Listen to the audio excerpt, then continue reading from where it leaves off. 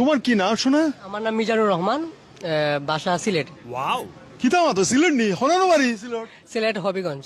হবিগঞ্জ তো না আদা সিলেটি পুরা সিলেটি না? না, পুরা সিলেটি না, আধা সিলেটি।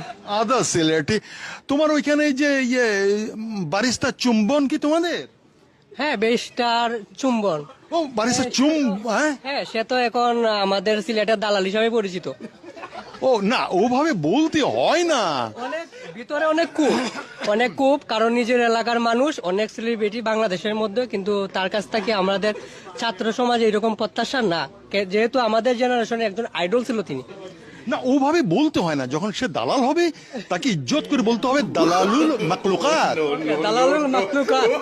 দালালুল মাকলুকাত। দালালুল মাকলুকাত বারিস্তা চুম্বন বারিস্তা চুম্বন। ও লন্ডনে কফি বানাতো বলে সে বারিস্তা হয়েছে।